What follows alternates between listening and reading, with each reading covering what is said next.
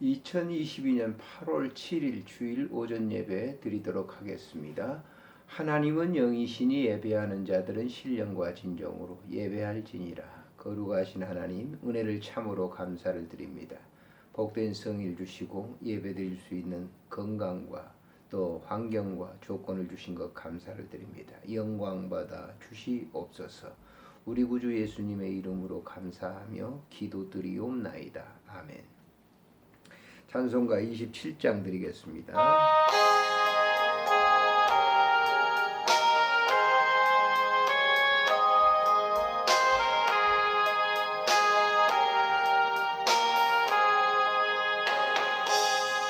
빛나고 높은 보좌와 그 위에 앉으신 주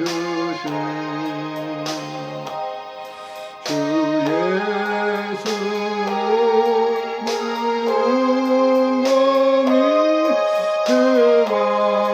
빛나네.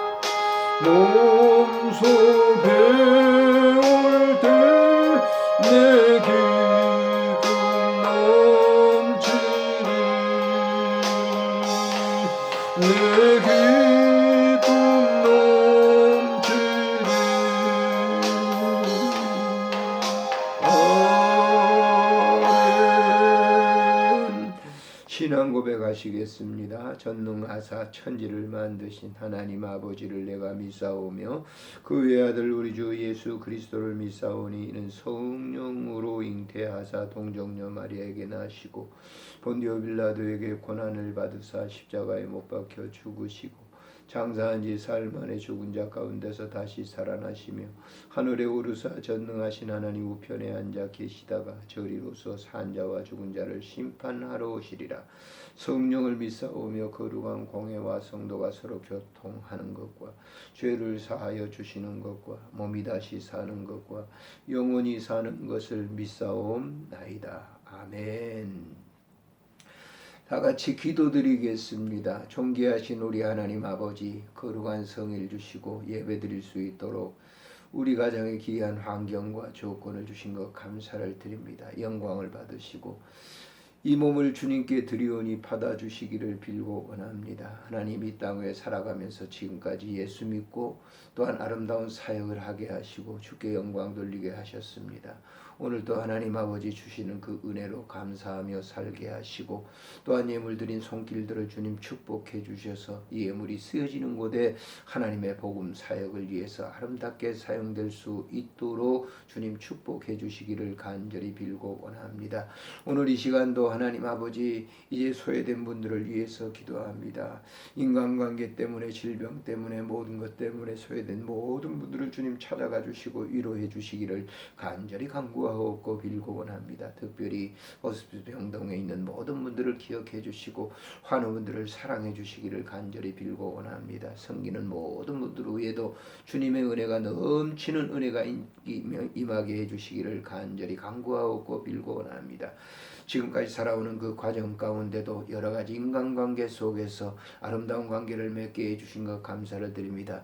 교회를 세워 나가는데 함께 동조했던 귀한 성도들 지금까지 연락이 되고 또한 이렇게 아름다운 이렇게 관계를 갖고 있습니다. 주님께서 그 모든 우리 집사님들과 권사님 장로님들을 위해 하나님 그리고 모든 성도들 위해 주님의 평강이 넘치도록 은혜를 베풀어 주옵소서.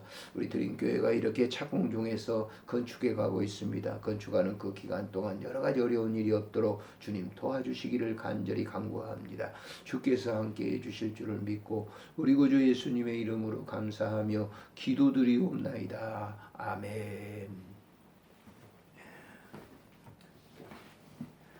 하나님의 말씀 이사야 35장에 있는 말씀 5절부터 11절까지 제가 봉독해 올리겠습니다. 5절부터 그때에 맹인의 눈이 밝을 것이며 못 듣는 사람의 귀가 열릴 것이며 그때에 저는 자는 사슴같이 뛸 것이며 말 못하는 자의 혀는 노래하리니 이는 광야에서 물이 솟겠고 사막에서 시내가 흐를 것임이라. 뜨거운 사막이 변화에 못이 될 것이며 메마른 땅이 변화에 원천이 될 것이며 승냥 위에 눕던 곳이 풀과 갈대와 부들이 날 것이며 거기서 대로가 있어 그 길을 거룩한 길이라 일컫는 바 되리니 깨끗하지 못한 자가 지나가지 못하겠고 오직 구속함을 입은 자들을 위하여 있게 될 것이라. 우매한 행위는 그 길로 다니지 못할 것이며 거기에는 사자가 없고 사나운 짐승이 거리로 올라가지 아니하므로 그것을 만나지 못하겠고 오직 구속함을 받은 자만 거리로 행할 것이며 여호와의 속량함을 받은 자들이 돌아오되 노래하며 시온에 이르러 그들의 머리 위에 영영한 희락을 띠고 기쁨과 즐거움을 얻으리니 슬픔과 탄식이 사라지리로다. 아멘. 오늘 주신 말씀을 통해서 보라 여호와의 날이 이르리니 라고 하는 제 말씀을 생각하려고 합니다. 좀 오래전입니다만은 제가 노예에서 사역을 하고 있었을 때 그 한 노회원이 아버지가 이제 나이가 많으셔가지고 90이 이렇게 넘으셨다고 그때 당시에 들었습니다. 장로님이었고 또 이렇게 교회를 잘 이렇게 하시다가 몸이 아파서 이제 누워 계실 때 자녀들이 다 찾아가 자녀들은 뭐 목회자도 있고 이제 뭐 다 신앙생활 하는 그런 분들이었는데 아버지 병문안 하면서 이제 이런저런 얘기를 나눴다고 합니다. 이제 그 내가 너무 아프다 그러니까 자녀들이 아버지 하나님 나라가 있는데 아프도 좀 참으시고 또 그 나라 가면 더 좋잖아요. 그랬더니 그 아버지 하는 말씀이 야 하늘나라도 좋지만은 지금 손자 손녀들과 이렇게 너희들과 함께 있는 이곳이 더 좋다. 그런 얘기를 했다면서 씁쓸한 그런 그 미소를 짓는 것을 보았습니다. 사실 그 장로님뿐만 아니죠. 목회자들도 하늘나라가 참 좋다라고 하면서 그런 이렇게 생활을 하고 설교도 하고 그렇습니다만은 만약 자기에게 질병이 들고 고난이 닥치고 죽음이라고 하는 것이 닥쳐올 때는 사실 병원을 찾기에 급급하죠. 뭐 저라고 예의 있겠어요. 저도 설교는 그렇게 많이 했지만은 사실 이제 이 세상에 있는 것이 죽는 것보다 더 낫다라고 하는 그런 생각을 가질 때가 있죠. 그러면서 지금 저는 요즘 이제 성경을 묵상하거나 말씀을 볼 때 그리고 이제 기도할 때 제가 아프지 않고 바로 하나님 나라로 가는 그런 그렇게 했으면 좋겠다라고 지금 생각하며 기도합니다. 그래서 죽을 때 이제 갑작스럽게 뭐 이렇게 하나님 부름 받는다거나 그렇게 해가지고 삶을 살았으면 좋겠다라고 하는 그런 생각을 갖습니다. 그러던 차에 오늘 아침에 이제 성경을 제가 1년에 1독하는 성경 있지 않습니까?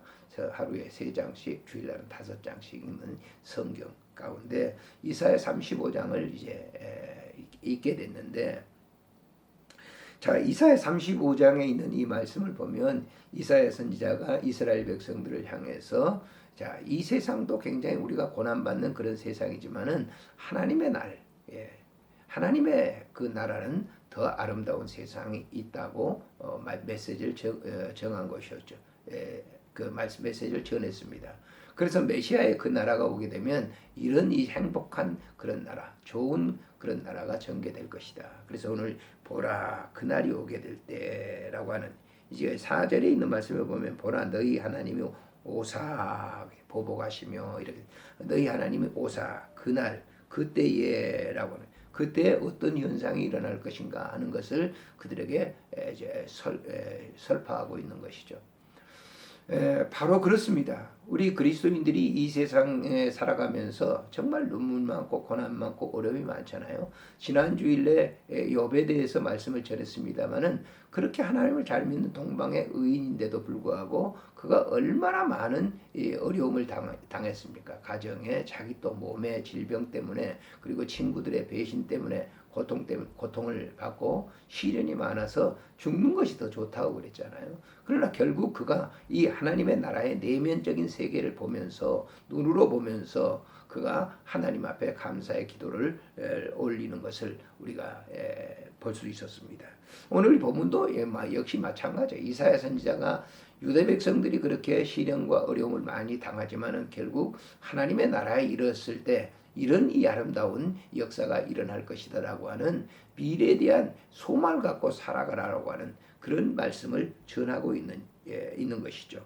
그래서 1절부터 쭉 있는 4절에 있는 이 말씀에 보게 되면 그 하나님의 나라에 대해서 그때 그 아름다운 그 나라를 보게 될 것이다. 그 한번 볼까요? 1절에 보면 광야와 메마른 땅이 기뻐하며 사막이 백합과 같이 피어 즐거워하며 무성하게 피어 기쁜 노래로 즐거워하며 레바논의 영광과 갈멜과 사론의 아름다움을 얻을 것이라. 그것들이 여호와의 영광 곧 우리 하나님의 아름다움을 볼 것이다 라고 했어요. 당시에 그 갈멜의 사론의 아름다움은 현실적인 자연 광경 속에서 볼 수 있었던 그런 것들이에요. 유다인들이 볼 수 있었던 그보다도 훨씬 더한 날이 우리에게 오게 될 것이다 라고 하는 그것을 하나님께서 이루게 될 것이다 라고 하는 4절에 볼까요? 겁내는 자들에게 이르기를 굳세어라 두려워하지 말라. 보라 너희 하나님이 오사 보복하시며 갚아주실 것이라. 하나님이 오사 너희를 구하여 줄 것이다 라고 하는 거예요. 이 하나님의 완전한 임재가 우리 심령 속에 왔을 때 그런 아름다운 영적 역사가 이루어질 것이며 또 후일에 그런 나라가 완전히 전개될 것이라고 하는 것입니다. 신앙생활 하면서 이런 이 영적인 그런 자리에 들어가게 될 때 그런 체험을 했기 때문에 정말 주님이 나와 함께 계시고 그런 아름다운 나라가 우리에게 됐다고 하는 이 사실을 확증하죠. 확실히 영적으로 체험하고 믿는 사람들에게는 이런 이 아름다운 신앙의 삶을 이루어 나가게 될 것이라고 하는 점이죠. 신구약 성경을 통틀어서 믿음 있는 사람들이 다 이런 체험을 했기 때문에 그 믿음이 불변하지 아니하고 순교하면서까지라도 하나님을 믿어갔던 것을 볼 수가 있습니다. 뭐 구약이나 신약이나 마찬가지죠. 예수님의 12 제자들이나 사도 바울과 같은 경우는 이런 확정적인 체험, 확실한 체험을 했기 때문에 그들은 끝까지 순교를 하면서 하나님의 아름다운 사역을 이루어 나갔던 것들을 우리가 알 수가 있죠.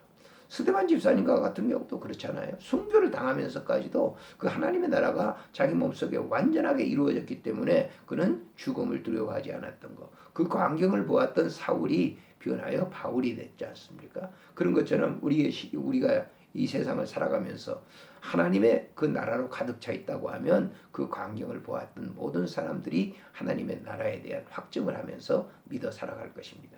저도 목회 사역을 하면서 임종 돌아가신 분들의 눈을 감겨주면서 예배드린 적이 있습니다.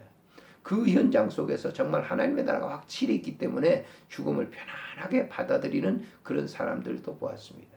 또 불신자들을 임종하는 곳에 가서 예배를 드리면서 그런 그 광경을 보았죠. 그런 사람들의 불신자들의 죽음은 좀 달라요. 그렇기 때문에 사람이 하나님의 나라가 확정되어 있는 사람, 그 확실한 사람들은 그 죽음도 편안하게 죽을 수 있다고 하는 것을 저는 그 현장을 보고 체험하고 또 영적으로도 그런 체험을 했기 때문에 오늘의 본문에 있는 말씀이 굉장히 저에게 큰 은혜를 준 말씀입니다. 자, 바로 그때에 그랬어요. 5절부터 보세요. 5절에 그때에 맹인이 눈을 밝을 것이며 못 듣는 사람의 귀가 열릴 것이며 또 6절에 그때 그랬죠. 저는 자는 사슴같이 뛸 것이며 말 못하는 자의 혀는 노래하리니 이는 광야에서 물이 솟겠고 사막에서 시내가 흐를 것이다. 이러니 엄청난 그런 이 삶의 현장으로 우리가 가게 되는 것이죠. 또 보세요. 7절에 보면 뜨거운 사막이 변화의 못이 될 것이고 메마른 땅이 변화의 원천이 될 것이고 승냥이가 눕던 곳에 풀과 갈대와 부들이 날 거예요. 이 승냥이라고 하는 것은 약간 그 이리와 여우과인데 이건 죽은 시체들을 죽은 동물들을 뜯어먹는 하이에나 같은 그런 종류죠. 그런 것들이 사는 곳이 풀과 갈대와 부들이 날 것이다 라고 하는 거예요. 거기에 대로가 있어 그 길을 거룩한 길이라 일컫는 바 되리니 깨끗하지 못한 자는 지나가지 못하겠고 오직 구속함을 입은 자들을 위하여 있게 될 것이며 우매한 행위는 그 길로 절대 다니지 못한다. 여기 보면 깨끗이 못한 사람, 우매한 사람은 그곳으로 들어가지 못하게 될 것이다.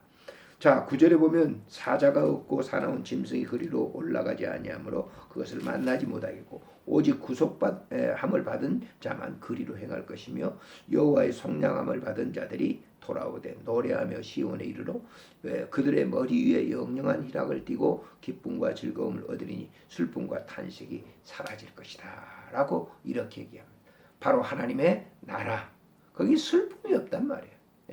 그래서 사도 요한도 요한계시록에서 그렇게 그 광경을 말하고 있는 것을 볼 수 있잖아요. 20절에 보면 20장에 한번 보시면 자 20장에 또 내가 봄에 천사가 무적행의 열쇠와 큰 사슬로 그의 손을 가지고 하늘로부터 내려와서 용을 잡고 그걸 없애버렸다 그 말이에요. 그 이후에 보세요. 21장에 보면 또 내가 새 하늘과 새 땅을 보니 그랬어요. 처음 하늘과 처음 땅이 없어졌고 바다도 다시 있지 않더라.